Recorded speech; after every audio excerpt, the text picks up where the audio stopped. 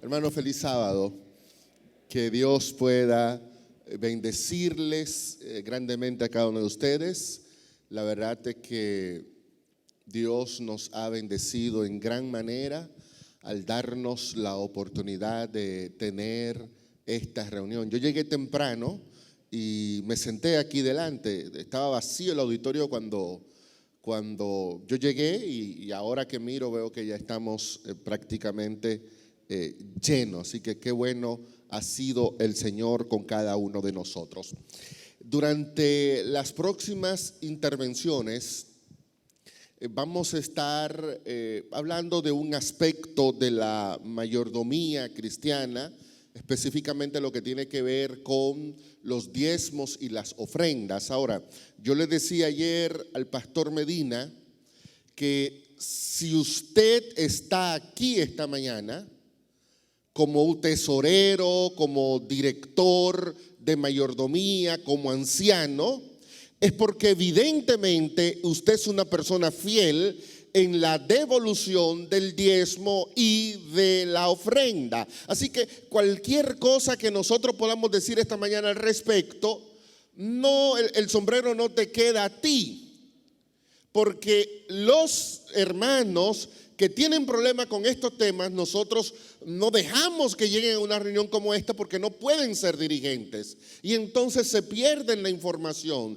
De ahí la importancia de que la información se reproduzca donde está la gente que tiene ese problema, donde está la gente que le cuesta ser fiel a Dios en la devolución de los diezmos y las ofrendas, y eso se da en la iglesia local. Así que yo quisiera que hablemos esta mañana del tema, pero desde la responsabilidad que tú y yo como líderes de la iglesia tenemos frente a ese problema. Y yo quisiera que de inmediato podamos abrir nuestras Biblias en un capítulo que, no sé, de cada 52 sábados que tenemos en la iglesia, probablemente se lea 50 este texto. Malaquías capítulo 3. Vamos a abrir nuestras Biblias en Malaquías capítulo 3. Y vamos a leer desde el versículo 1,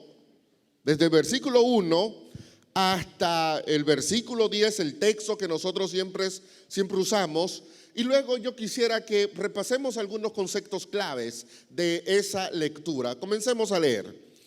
Yo envío mi mensajero para que prepare el camino delante de mí.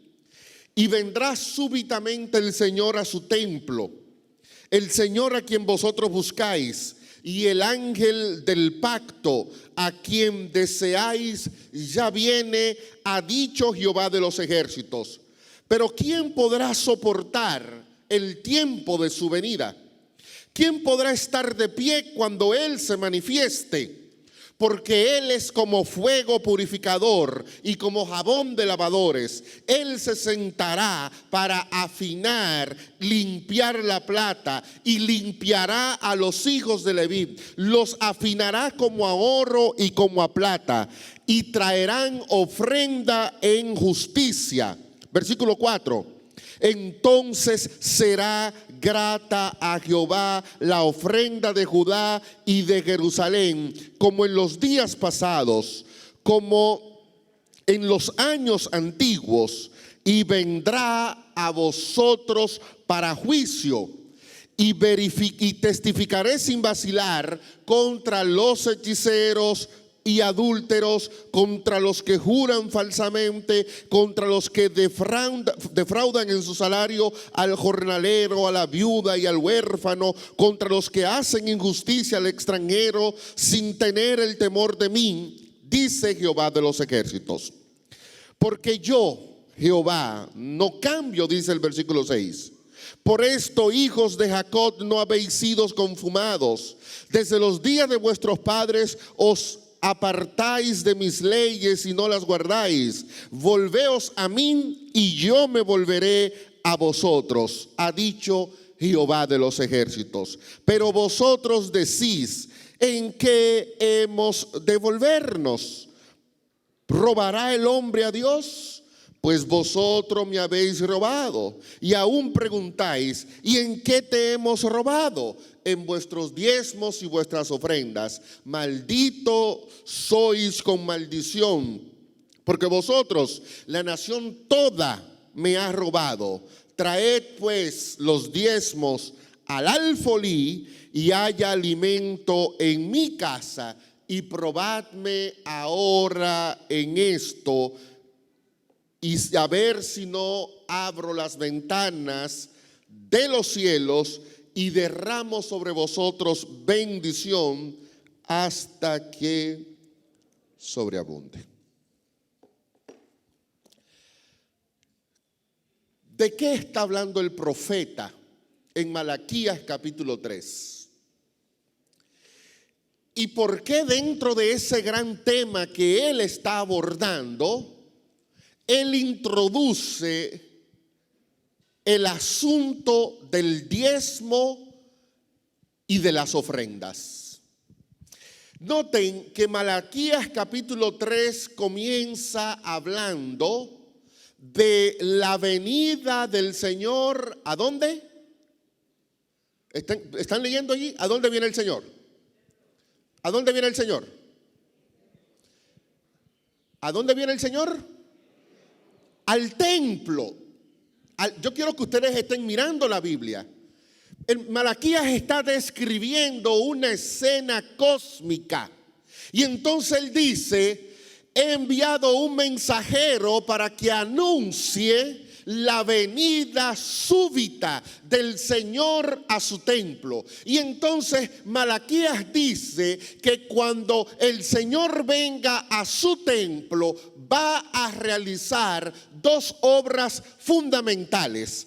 La primera obra aparece en el versículo 3. Se sentará para afinar y limpiar. Y el versículo 5, aparece la segunda obra: vendré a vosotros para juicio. El Señor está viniendo a su templo. Número 1, ¿para qué? ¿Para qué? Para limpiar. Y número 2, viene al templo, ¿para qué? ¿Para qué? Para llevar un juicio.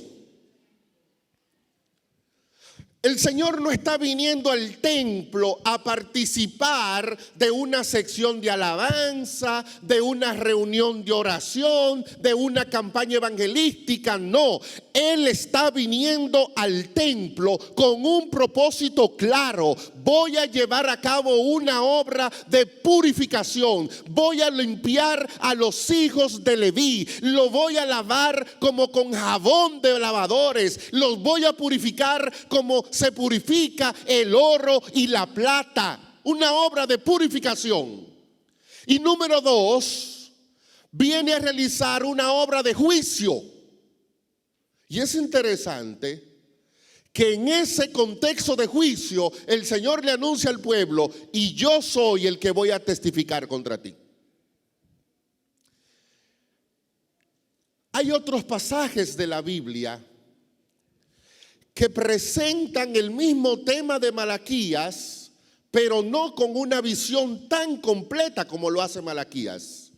Por ejemplo, en Daniel capítulo 8, versículo 14, se habla del momento en el que el Señor iba a entrar al lugar santísimo del santuario a llevar a cabo la purificación del templo.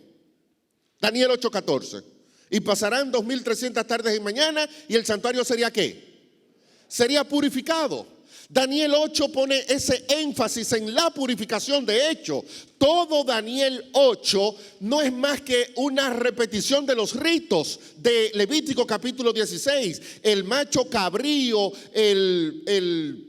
que aparece en el capítulo 8, era el animal que por excelencia se utilizaba en los sacrificios. El carnero que aparece en el capítulo 8 también era el animal que se utilizaba en los sacrificios de Levítico capítulo 16. Pero Daniel 8 habla de Cristo como el sacerdote que va a purificar el templo. Daniel 7 voltea la moneda. Y Daniel 7 describe el momento en el que el Hijo del Hombre, dice Daniel 7, 9 en adelante, y vi en visiones de la noche al Hijo del Hombre que venía hasta el anciano de días. Y dice el texto que el juez se sentó. ¿Y qué pasó? ¿Recuerdan? Los libros fueron. Estamos aquí frente a una escena de purificación o de juicio. De juicio. Daniel 8, purificación. Daniel 7, juicio. Los dos elementos se repiten ahora en Malaquías capítulo 3. El Señor viene al templo a llevar a cabo una obra de purificación y a llevar a cabo una obra de juicio. Dice Elena de White en El conflicto de los siglos que la purificación del santuario mencionada en Daniel 8:14, la venida del Hijo del Hombre al anciano de días profetizada en Daniel 7 y la venida del Señor a su templo en Malaquías capítulo 3 es una repetición de la misma escena. De manera que si Daniel 8 es purificación del santuario y juicio investigador, Daniel 7 es purificación del santuario y juicio investigador, Malaquías capítulo 3 está presentándonos una escena del juicio cósmico que Dios está llevando a cabo en este momento en el santuario celestial. Es la venida del Señor para llevar a cabo un juicio sobre su casa. Como lo dice también el apóstol Pedro, es necesario que el juicio comience ¿por dónde? Por la casa de Dios. Y entonces Malaquías 3, el tema general es un capítulo sobre el juicio. Y entonces Malaquías 3 presenta cuáles son las cosas que Dios está tomando en cuenta en ese proceso judicial que está llevando a cabo en este momento contra su pueblo. ¿Estamos claros, hermanos? Malaquías 3 entonces no es que, hermano, vamos a recoger el diezmo y pasemos el platillo y lo repetimos y ningún impacto. No, es una escena de juicio, de Dios haciendo una revisión de cuál es el estado espiritual de su pueblo. Y en esa escena de juicio, a la conclusión que Dios llega es: mi pueblo necesita arrepentirse. Eso significa la frase del versículo 6, volveos a mí. El juicio me está demostrando que mi pueblo está lejos. Ustedes recordarán que en Apocalipsis 3:14, cuando se introduce el mensaje a la iglesia de la Odisea, que de hecho la Odisea significa eso, pueblo que está siendo juzgado, Cristo se identifica a sí mismo como el testigo. ¿Recuerdan? El testigo fiel. Porque en ese juicio celestial tiene que haber un testigo. Y ese testigo no es Satanás. Ese testigo es el mismo Cristo. Por eso aquí en Malaquías él le dice en el versículo 5: vendré a vosotros para juicio y yo testificaré contra vosotros. Es decir, yo daré el testimonio de lo que estoy viendo. Y el Señor dice: yo voy a dar testimonio contra los que están en adulterio, contra los hechiceros, contra los que juran falsamente, contra los que defraudan en su salario al jornalero, a la viuda y al huérfano, contra los que hacen injusticia al extranjero sin tener respeto de mí, dice Jehová. Y hasta ahí está bien. Pero el Señor dice: hay otro elemento que yo estoy viendo en la revisión de los libros de los miembros de la iglesia de la Asociación del Mayab.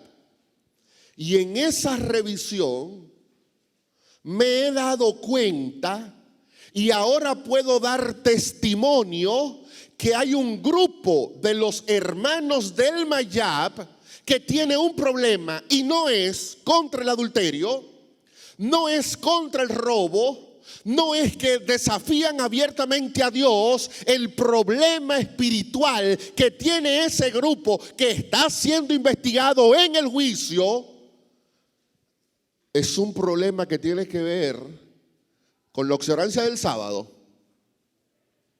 ¿Con qué? Dice Malaquías 3. ¿Con qué la iglesia tiene un problema? Miren, nosotros solemos ver el tema del diezmo y la ofrenda como algo puramente monetario. Y lo último que Dios ve en ese tema es lo monetario. Por eso, en el contexto de un juicio que Dios realiza a su pueblo, Dios expresa la queja que tiene contra ese sector de la iglesia que saldrá condenado en ese juicio, no porque anda bebiendo, ni fornicando, ni adorando imágenes. Sale culpable en ese juicio porque le está fallando a Dios en la devolución del diezmo y de la ofrenda. Noten entonces cómo para Dios este es un tema de tanta solemnidad espiritual que forma parte de la agenda del juicio divino. El problema con el hermano que no participa en la devolución del diezmo y la ofrenda no es que hace a la iglesia adventista más pobre. Su problema no es que si no ofrenda, entonces la asociación del Mayab tendrá menos dinero para el proyecto de desarrollo. No es que si no da diezmo, la asociación va a tener menos recursos para emplear más pastores y darle una mejor atención pastoral a los hermanos. El problema no tiene que ver con lo que sucede en la asociación hacia arriba. El problema tiene que ver con que Dios está viendo un fallo espiritual en su iglesia, y ese fallo espiritual puede llevar a la iglesia a la condenación en ese proceso investigativo que Dios está realizando en el cielo. De ahí que el tema del diezmo y las ofrendas es un tema con una solemnidad tan grande que el destino eterno de nuestros miembros se está definiendo precisamente por la actitud que estamos mostrando a ese asunto.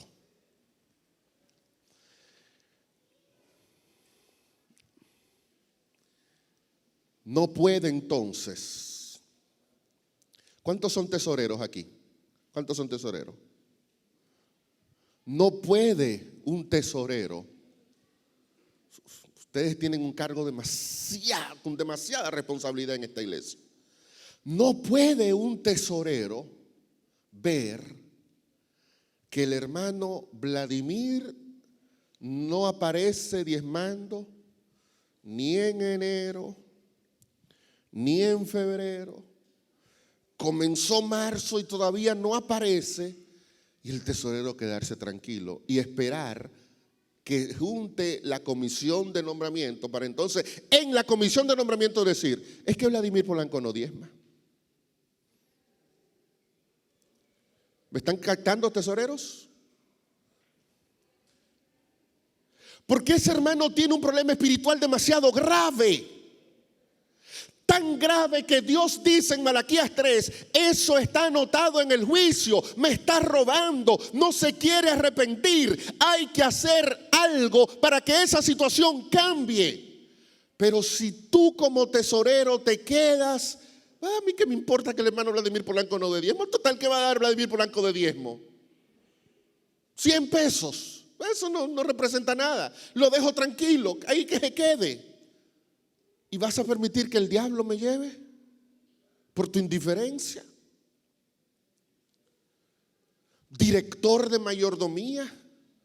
Esto no es solamente pararte a anunciar: viene la jornada de Santa Convocatoria y la va a tener el pastor tal y hermano. No es una cuestión de solo anunciar.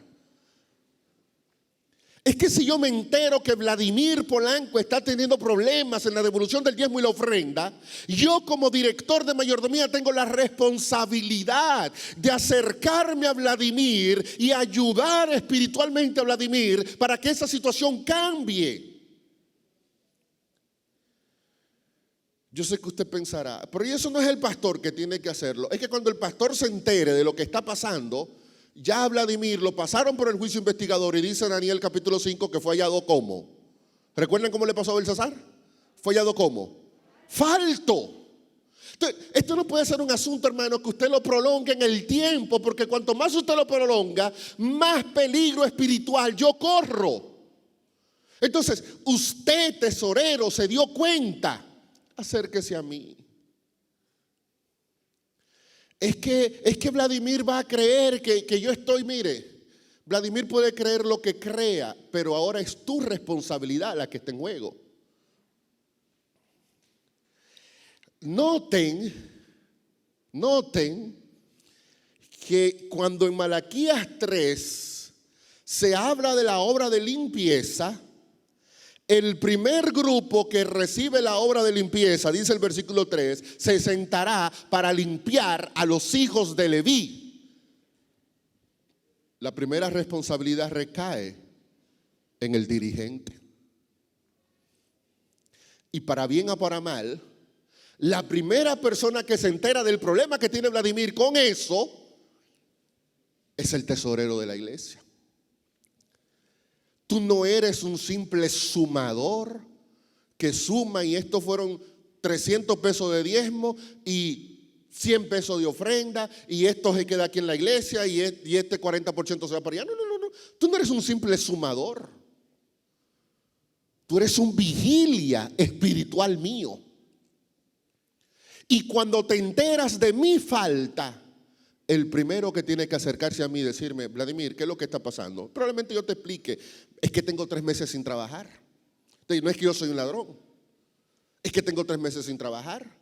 Y en ese sentido, tú no solamente me vas a ayudar, sino que al enterarte que Vladimir tiene 3 meses sin trabajar, tú como tesorero, bueno, hablar con el pastor, hablar con la junta, ¿será que podemos darle a Vladimir 3 libras de frijoles y un par de fundas de tortilla y ayudarlo? Porque el hombre no tiene trabajo. No es que se robe el diezmo, es que no tiene. ¿Y de qué ha vivido el hermano Vladimir durante 3 meses? ¿Me están captando? Eso comienza contigo, tesorero. Bueno, sí, es que me descuidé. Y sigo en la misma. Dile al director de mayordomía, mira, vamos a acercarnos a Vladimir.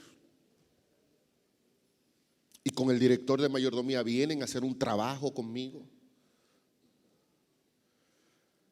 Pero él sigue y ya el director de mayordomía, el tesorero, hemos hablado con él. Bueno, vamos a hablar con el anciano de la iglesia que también venga y nos ayude. Pero todos tenemos que trabajar para que mi situación cambie. ¿Ustedes se sienten tranquilos cuando de repente usted se dio cuenta que su brazo derecho no funciona? Usted se levantó y mi brazo, él está ahí, pero no se mueve. Él está ahí, pero no puede ayudarme a nada. Pero lo dejo tranquilo, no importa que él está ahí. ¿Qué hace usted si su brazo derecho amanece un día que no se mueve? ¿Qué hace usted? ¿Se queda quieto? ¿Usted de una vez busca qué? Bueno, nosotros los dirigentes estamos viendo, yo estoy hablando Libni, Medina, yo no sé, no tengo datos de la asociación, no sé. A mí nadie me ha dicho lo que yo tenía que hablar aquí. Voy a tirar un dato, por decirlo. Yo estoy viendo, como tesorero, como director de mayordomía, como líder, que de los 50 hermanos que hay en mi iglesia, solo 20 están activos en la devolución del diezmo y la ofrenda. Y que hay 30 hermanos que son como mi brazo derecho, que no, ¿qué? Está ahí, pero no se mueve y no aporta nada. Hermanos, así como cuando usted ve que su brazo derecho no funciona, de inmediato se activa y busca ayuda.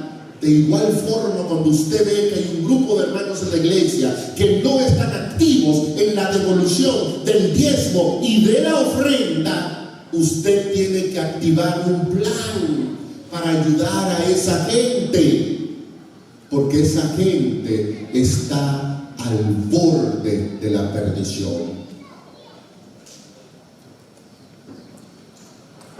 Elena de White tiene una declaración en el capítulo titulado El juicio investigador del conflicto de los siglos, que cada vez que yo la leo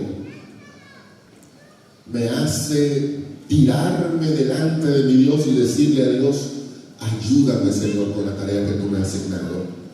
Dice Elena de White que en el juicio investigador se está tomando en cuenta todo deber descuidado. ¿Todo deber?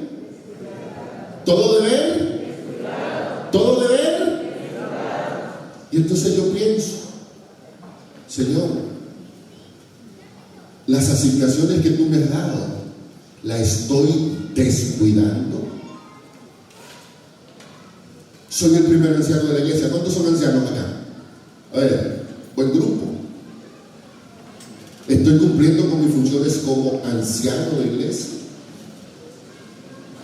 Yo solo soy el anciano que estoy ahí para asegurarme que la gente suba al culto. Usted tiene el himno, y usted tiene la oración, y usted es el que va a predicar, y ya, y eso, para eso yo me puse anciano. De verdad que esa es mi función como anciano.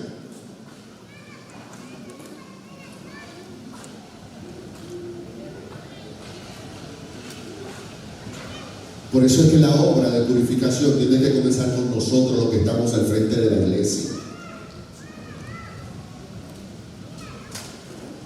Y si esa obra de purificación no comienza por los levitas, los que están al frente, pastores y líderes, ¿ustedes creen que vamos a poder producir un cambio en la vida del pueblo?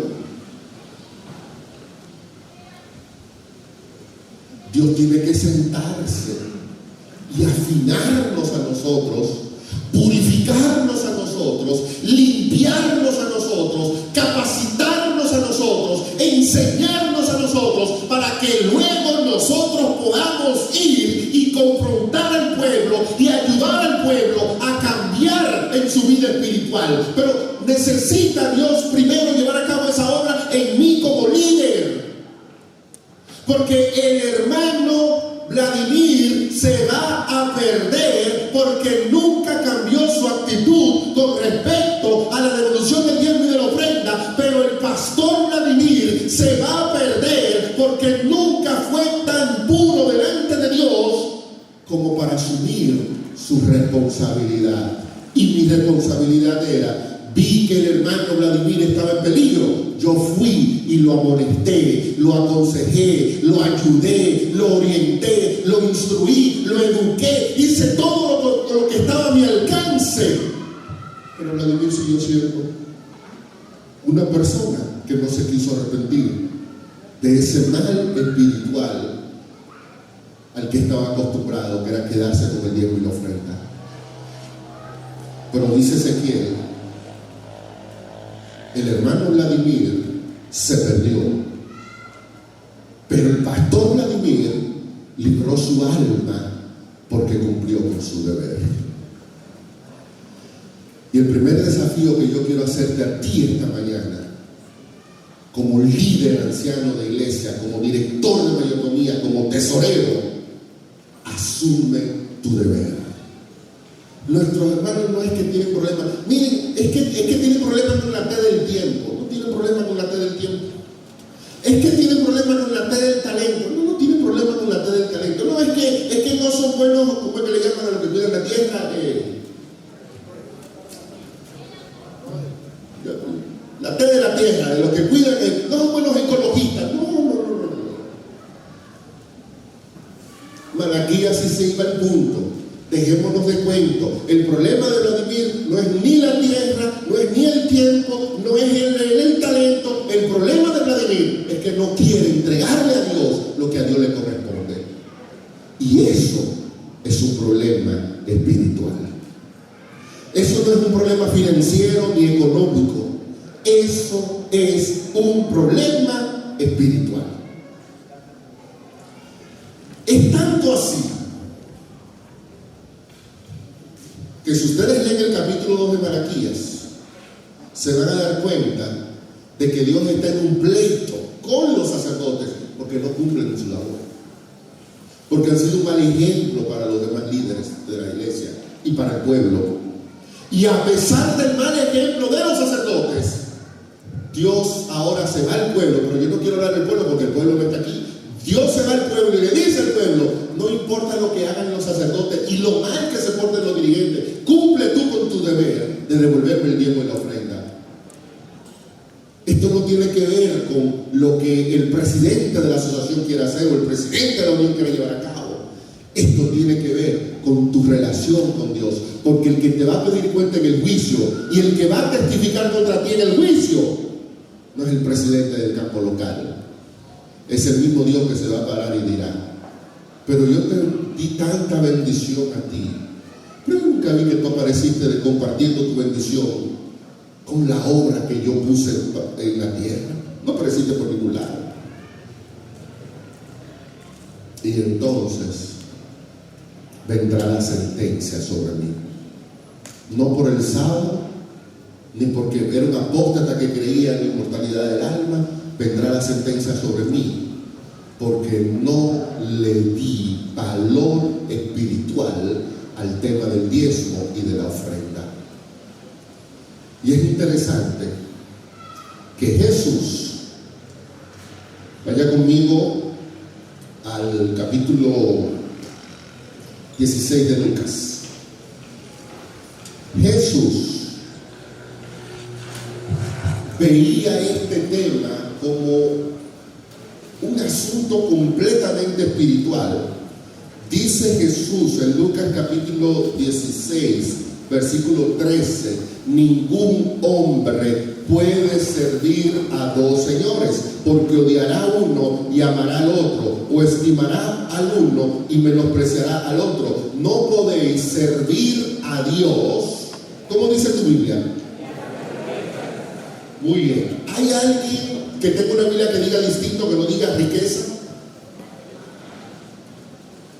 Una Biblia que no diga riqueza. ¿Cómo dice la tuya? Habla fuerte. Dinero. Muy bien. A ver, los que son más antiguos y que leían una Biblia un poquito más antigua, ¿cómo decía? Mamón. ¿Recuerdan esa Biblia? Reina Valera 1909, mamón. Ella no traducía la palabra ni por dinero ni por riqueza, la traducía por mamón. Es una deidad. El Señor está poniendo el dinero aquí como un Dios. Y entonces confronta a su pueblo y le dice: tú tienes que decidir hoy a quién le vas a servir. O me sirves a mí, o sirves a Mamón, o sirves al Dios dinero. Entonces, desde la perspectiva de Jesús, el dinero no es solo un pedacito de papel, no es solo un cheque, no es solo lo que tú tienes depositado en un banco. Es un poder espiritual que tiene la capacidad de convertirse en el Señor de tu vida. Y el problema con la gente en el tiempo de Malaquías es que había llegado al punto de, al quedarse con el diezmo y la ofrenda, convertir ese dinero en una especie de Dios al que le ofrecían sus mejores momentos. ¿A qué Dios le están sirviendo nuestros hermanos? ¿Al Dios dinero o al Dios verdadero? Lo que Malaquías nos está diciendo es: el juicio está poniendo de manifiesto que hay un grupo de nuestra iglesia que tiene problemas porque están sirviendo al Dios dinero. ¿Y qué pasa cuando yo sirvo sirvo por completo al Dios dinero. Miren, vaya conmigo a Hechos capítulo 5.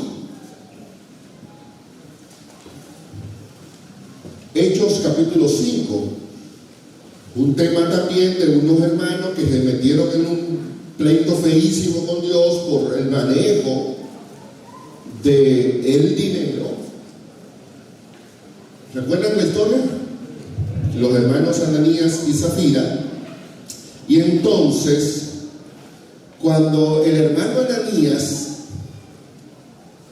que no fue que lo dio, el hermano Ananías dio dinero. Eso lo vamos a ver en alguna parte del seminario. Él dio. El problema es que dio lo que él quería y no dio lo que le tocaba, porque se quedó, dice el texto, con una parte de la heredad. Literalmente, cuando Ananías decide quedarse con dinero en el bolsillo, ¿tiene más o tiene menos? ¿Tiene más o tiene menos? Literalmente tiene más. Él prometió dar 100, en lugar de dar 100, lo que hizo fue que dio 50, entonces se quedó con 50. Tiene más dinero. Ahora, ¿qué pasa cuando un miembro de la iglesia, al quedarse con el dinero que debe darle a Dios en el bolsillo, lo deja en su cuenta de banco? ¿Qué pasa con ese miembro? Miren lo que dice Pedro en Hechos 5:3. Pedro le dijo: Ananías, ¿por qué llenó Satanás el qué? Pedro dice que la acción de Ananías equivalió a ser lleno de quién. Hermanos, repitan conmigo: ¿ser lleno de quién?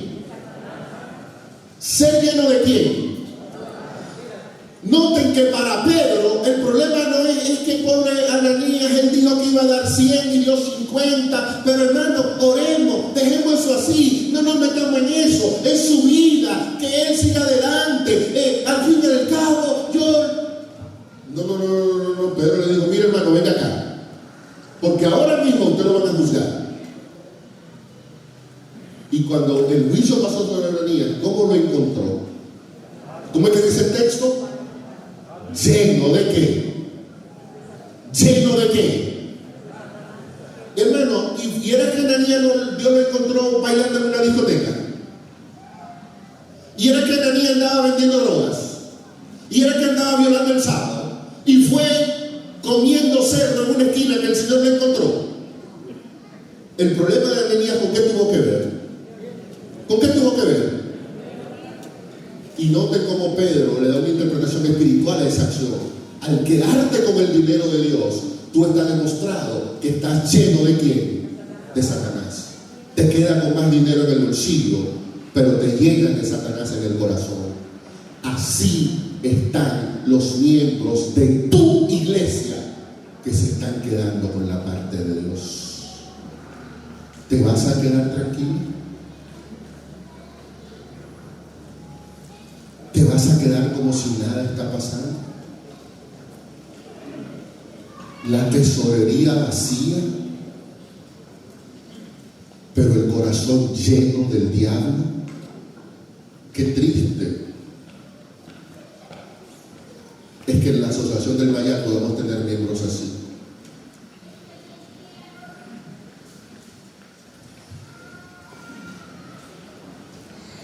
Ese tema del pacto, usted no puede verlo como, ay, otra vez a llenar el papelito ese. Ese es un pacto para agarrar, tener el valor, pastor, tesorero, director de mayordomía, tener el valor de ir con el pacto a la casa de cada hermano infiel. No venga donde mí. Es muy bueno venir donde mí, pero yo soy el anciano de la iglesia y yo digo y ofrenda. A mí no me venga con eso. Vámonos donde el que tiene el problema, vamos donde los Ananías que están entre nosotros. Vamos a orientarlo, a ayudarlo, a comprometerlo. Y que hagan el pacto personalmente. No lo deje eso al grupo. No es que estamos aquí en el grupo. ¿Cuántos somos aquí, Jorge? 600. En 600, yo digo 600. 600 pactos. Pero hay 3000 pactos que están allá en las iglesias que son los que tienen que llenarse. Vamos a agarrar con el listadito en la mano y ver, comencemos, el hermano José, el hermano Vladimir, la hermana María, la hermana Estela, uno por uno, la comisión de mayordomía, ahí es donde esos hermanos enseñarle del pacto con Dios.